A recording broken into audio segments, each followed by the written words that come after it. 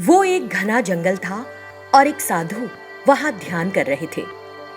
फिर अचानक सुनहरे रंग में एक बैल वहां प्रकट हुआ और साधु से बोला, साधु साधु कृपया मुझे बचाइए, कोई मुझे मारने आ रहा है। ये सुनकर साधु ने आंखें खोली और बैल को देखा। वो आश्चर्यचकित रह गए। साधु महाराज, आश्चर्य मत कीजिए, मैं एक जादुई सोने का बैल हूं। इसी बीच वो आदमी जो बैल का पीछा कर रहा था वहां आ गया। देखो वत्स, तुम इस बैल को क्यों मारना चाहते हो? तुम एक साधु हो, तुम्हें पैसों की आवश्यकता नहीं है। क्या तुमने इस बैल को देखा? वो अपने सोने के शरीर के साथ चमक रहा है। अगर मैं इस बैल को मारकर इसके शरीर के हिस्से बेच दूं, तो मैं बहुत अमीर बन सकता हूं। लेकिन पैसों के लिए एक जीवित प्राणी को मारना गलत बात होगी। तुम परे हट जाओ साधु, नहीं तो मैं तुम्हें मार डालूंगा। मैं किसी भी स्थिति में यहां से नहीं हटने वाला। तुम मुझे मारना भी चाहो तो भी मैं तुम्हें उस बैल को नहीं मारने दूंगा। देखिए साधु जी, मेरे ऊपर बहुत जिम्मेदारियां हैं। मिलने वाला पैसा बराबर बांट लेंगे। मुझे नहीं चाहिए ऐसा पैसा। तुमने कहा कि मैं एक साधु हूं, फिर मुझे पैसों की क्या आवश्यकता? अगर तुम चाहो तो मैं वर के रूप में तुम्हें ढेर सारा पैसा दे सकता हूं। मुझे तुम्हारा दिया धन नहीं चाहिए। तुम्हारी उस बैल के साथ क्या बुराई है? तुम्हें पैसा चाहिए ना, मैं देता हूं ना तुम्हें पैसा। नहीं नहीं, तुम चाहे जो कहो, मुझे वो बैल ही चाहिए। इससे वो साधु क्रोधित हो गया। अरे धूर्त आदमी, तुम्हारे बुरे व्यवहार के लिए मैं तुम्हें श्राप देता हूं। तुरंत वो बैल बोला, साधु एक मिनट रुको, मैंने कहा था उसे ऐसा करने के लिए। साधु हैरान रह गया, लेकिन तुमने ऐसा क्यों किया? मुझे कुछ समझ नहीं आया। बात यह है कि तुम यहाँ इस वन में कई सालों से तपस्या कर रहे हो। ईश्वर ने मुझे तुम्हारी परीक्षा लेने के लिए भेजा था। ईश्वर ने मुझे ये परीक्षा लेने के लिए भेजा कि तुम दूसरों की सहायता करते हो या नहीं, और क्या तुम पैसों के लालची हो? तुम परीक्षा में उत्तीर्ण हुए।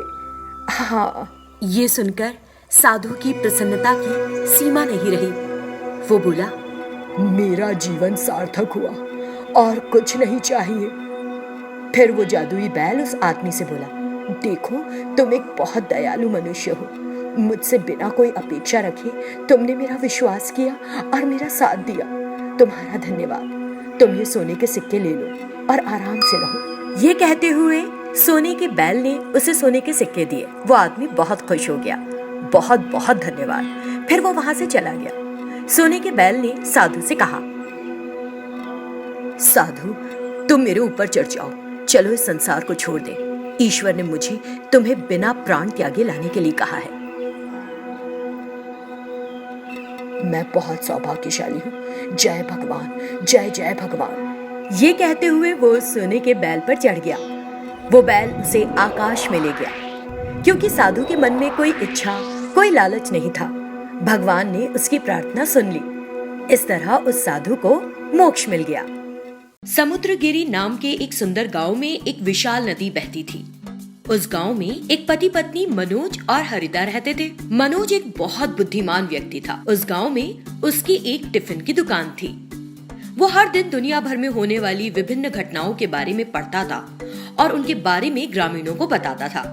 उसकी बात सुनकर वे गांव वाले सोचते, वाह, मनोज भी कमाल है। क्या वो आकाश से आया है जो दुनिया में होने वाली हर एक चीज के बारे में बताता रहता है? मनोज को लगता है जैसे वो सब कुछ जानता है। अगर वो सब कुछ जानता है तो फिर इतनी जरा सी टिफिन की दुकान क्यों खोल रखी है? जाकर शहर में कोई बड़ा कारोबार क्यों नहीं करता? पीठ पीछे बुरी बातें कहने वाले यही लोग मनोज के सामने दिखावा करते थे कि वे सब कुछ सुन रहे हैं।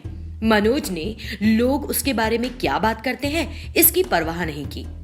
एक दिन अखबार में आगामी मौसम के बारे में अनुमान था। अगले कुछ घंटों में भारी बारिश होने की संभावना है। नदी के किनारे रहने वाले लोगों को सुरक्षित स्थान पर जाने की चेतावनी दी गई है।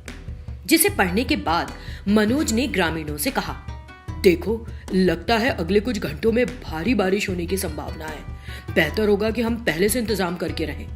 लेकिन उन ग्रामीणों में से किसी ने भी उसकी बातों को नहीं माना। लगभग 24 घंटे बीत गए और बारिश नहीं हुई। तो उन सभी ग्रामीणों ने मनोज को खूब ताने दिए। मनोज को बहुत दुख हुआ और वो वहां से चला गया। घर पर उसकी पत्नी ने उससे पूछा, क्या हुआ, तुम इतने उदास क्यों हो? मौसम की रिपोर्ट में कहा गया था कि अगले कुछ घंटों में बारिश होगी। मैंने यही जानकारी ग्रामीणों को दे दी थी, लेकिन अभी तक बारिश नहीं हुई। गलत जानकारी बताने के लिए उन्होंने मुझे बुरा भला कहा, लेकिन आज के अखबार में था कि बारिश अभी भी नहीं रुकी है। इसीलिए हमारी सुरक्षा के लिए मैं एक मिनी बोट तैयार कर लूंगा।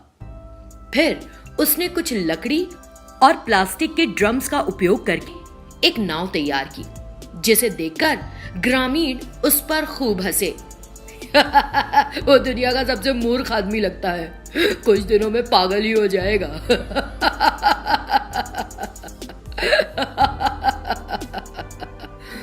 लेकिन मनोज ने उनकी कही बातों का कोई जवाब नहीं दिया। अगले दिन बारिश जमकर होने लगी। गांव नदी के किनारे था, इस वजह से बाढ़ का पानी सभी घरों में घुस गया और पूरा गांव पानी में डूब गया। कई लोगों को अपने मकानों पर चढ़ना पड़ा। ऊपर खड़े वे भीगते रहे। मनोज और उसकी पत्नी उस मिनी बोट में सवार हो गए, जो अपनी जान बचाने के लिए मनोज ने पहले से तैयार कर रखी थी। इस तरह भारी बारिश के दौरान भी वो मिनी बोट में सुरक्षित थे। गांव वालों को अपनी गलती का एहसास हुआ। बहुत बुरा किया हमने कि मनोज को हमने डांटा। अगर उसकी बात सुनी होती तो आज हम भी सुरक्षित ही होते ना। तभी एक आदमी ने जोर से मनोज से पूछा, मनोज, क्या मैं अपनी पत्नी के साथ तुम्हारी नाव में सवार हो सकता हूँ? जरूर, लेकिन सिर्फ तुम दोनों ही मेरी नाव में चढ़ सकोगे। ठहरो, मैं नाव को तुम्हारी ओर लाता हूँ। ये कहते हुए मनोज नाव लेकर उस गांव वाले की ओर बढ़ा। तब वो आदमी और उसकी पत्नी उस नाव में सवार हो गए। तुरंत और भी कई लोगों ने मदद के लिए मनोज को पुकारा, लेकिन उस मिनी बोट में इतने सारे लोगों का चढ़ना मुमकिन नहीं था। वो डूब सकती थी। डरो मत, मैंने पहले ही बचाव दल को सूचित कर दिया है। उनका कहना है कि वे आप सभी को सुरक्षित स्थानों पर ले जाएंगे। इससे उन ग्रामीणों को हिम्मत मिली। थोड़ी देर बाद बचाव दल वहां आया और उन ग्रामीणों को हेलीकॉप्टर की मदद से सबसे सुरक्षित स्थानों पर ले गया। फिर सभी ने मनोज को सराहा कि किस तरह उसने सबको सुरक्षित किया। इसलिए जब कोई हमसे अच्छी बात कहे तो हमें उसकी बात सुननी चाहिए। एक संत ने एक गांव के बाहरी क्षेत्र में अपना आश्रम बनाया हुआ था। किसी को सेहत संबंधी कोई परेशानी होती तो वह संत उन्हें अपनी आयुर्वेदिक दवाओं से ठीक करते थे। उनकी दवाइयों से फायदा होने से कई ग्रामीण उनके पास जाकर दवाइयां लेते थे और लाभ उठाते थे। उसी गांव में हरि और सोमू नाम के दो दोस्त रहते थे। एक दिन दोनों अपना दुखड़ा एक दूसरे से रोने लगे। अरे हरी, इस गांव में मेरी कोई इज्जत ही नहीं और कोई मुझे चुटंगा चुटंगा कहकर चिढ़ाता है। क्या मैं किसी तरह लंबा नहीं हो सकता हूँ ताकि मेरा मजाक न बने? अरे यार सोमू, तुम अपनी कह रहे हो, मैं अपना दुख किससे कहूँ? हर कोई मुझे अगरबत्ती कहकर बुलाता है। दोनों सोचने लगे कि कैसे अपनी परेशानी दूर करें। यार, मुझे एक उपाय पता चला। वो आश्रम के संत है ना, अगर हम उनसे जाकर मिले तो वो जरूर कुछ बताएंगे। हाँ, लेकिन मुफ्त में थोड़ी ना देंगे दवा, पैसे मांगेंगे जो हमारे पास है नहीं। हाँ, बात तो सही है। तो फिर तो एक ही रास्ता है, रात में जाकर सारी दवाएं चुरा ली जाएं।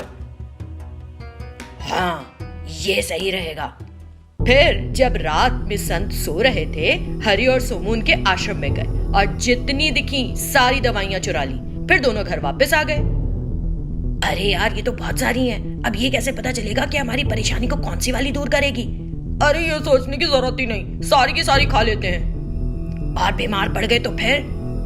अरे ये अंग्रेजी दवाइयां थोड़ी हैं, जड़ी बूटियों से बनी हैं, कुछ नहीं होगा, परेशान मत हो। तो फौरन हरि ने उठाकर इकट्ठे सारी दवाइयां निगल ली। अरे अरे, ये क्या किया तुमने? मेरे लिए छोड़ी ही नहीं, सारी की सारी खा गए। माफ कर देना भाई, मैं इतने जोश में था कि देख ही नहीं पाया। बेचारा सोमू क्या कहता, मुंह लटकाकर वहां से चला गया। अगले दिन सुबह हरि एकदम अलग ही दिखाई दिया। सोमू ने देखा तो बोला, हरि, मुझे लगता है कि उन दवाओं ने अपना असर दिखाया है। तुम्हारी सेहत अच्छी लग रही है। ये सुनकर हरि बड़ा खुश हो गया। लेकिन कुछ दिन बीते तो पता चला कि हरि का शरीर तो हाथी के बराबर हो गया और बढ़ता ही जा रहा था। आओ, कौन सामने आएगा? बोल के दिखाओ अब कुछ। तुम्हें एक चींटी की तरह अपने पैर के नीचे मसल दूंगा मैं। हरी ने गांव वालों को धमकाया। वे लोग बहुत घबरा गए और बोले, अरे बाप रे, पता नहीं कैसे वो एक दानव जैसा हो गया है। अगर ऐसे ही बढ़ता रहा तो पूरे गांव के लिए खतरा बन जाएगा। रामू एक हाथी की तरह ही पूरे गांव में घूम घूम कर सबके घर का खाना खा जाता। इतना सारा खाने के बाद भी उसकी भूख खत्म ही नहीं होती। लगातार खाते रहने से वो इतना ज्यादा मोटा हो गया कि उसका अपनी जगह से हिलना मुश्किल हो गया और एक दिन वो नीचे गिर पड़ा। सोमू से अपने दोस्त की हालत नहीं देखी गई। उन दवाओं की वजह से ही ऐसा हुआ है। अब तो वो संत ही इसका हल बता सकते हैं। ये सोचकर रामू संत के पास पहुंचा और उन्हें सारी बात बताई। उसकी बात सुनकर संत हरि के पास आए और उसे डांट लगाई। हरि, तुमने ऐसा क्यों किया? अब इसे ठीक करने का कोई उपाय नहीं है। इससे हरि डर गया और बोला, संत जी, मुझसे बड़ी गलती हो गई, मुझे माफ कर दीजिए। अगर मैं ऐसे ही रहा तो मर जाऊंगा। संत ने कुछ आयुर्वेदिक दवाएं उसके मुंह में डाली। थोड़ी देर बाद हरि पहले जैसा हो गया। ये देखकर संत, सोमू और सभी लोग बड़े खुश हुए।